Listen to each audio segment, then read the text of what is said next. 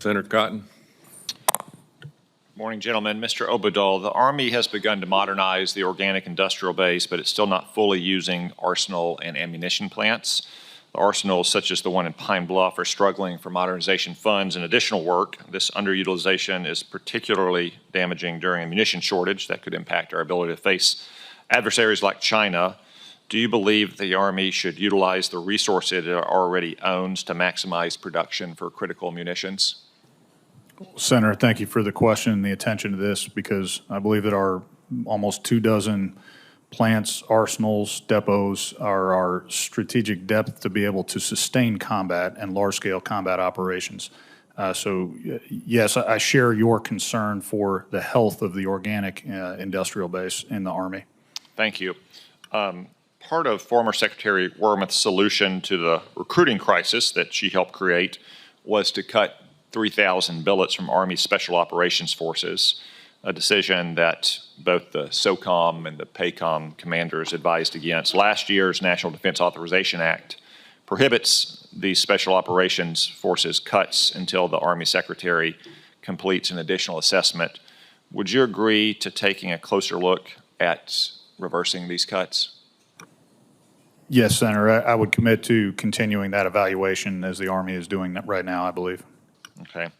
The caisson platoon at Arlington National Cemetery was out of operation for much of the Biden administration, which was astonishing to me since it's just horses pulling wagons, something human beings have been doing since the dawn of time. Secretary Driscoll and General George have done a good job of getting the caisson platoon back to limited operations. I'm very keen to see it get back to full operational capacity to make sure that our soldiers and their families promptly receive the honors they deserve at Arlington National Cemetery.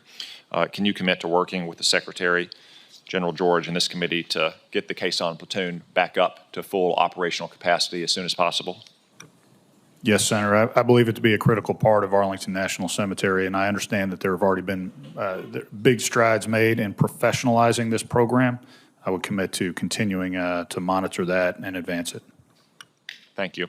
Mr. O'Keefe, welcome to you as well.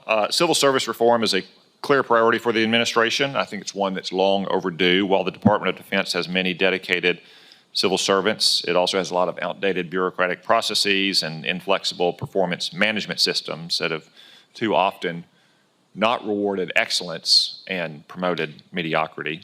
In late January, the administration issued guidance for all agencies to conduct a 210-day review of which positions could be reclassified as scheduled career policy positions to give the President and the Secretary more ability to manage the civilian workforce.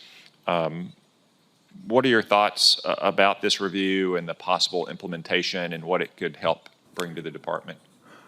Senator, I do think it's overdue to take a look at the authorities that apply to the national security and defense civilian workforce. I think this is a useful exercise. And of course, the civilians will continue to be a critical component of the DoD workforce, and they have been for many years now. If confirmed, I look forward to participating in that review. I don't know the details of that exact effort, but I do think civil service reform for national security workers is critically important.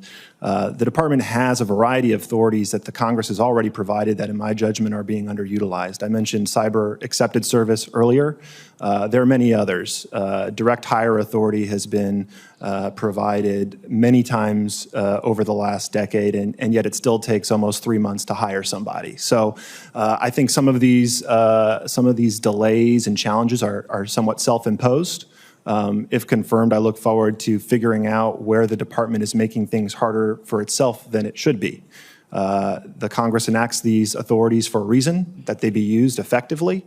And if confirmed, that's sort of one of my goals, as I mentioned in my opening statement, is taking advantage of the many authorities that the Congress has provided, as well as implementing the directives of the President in this area.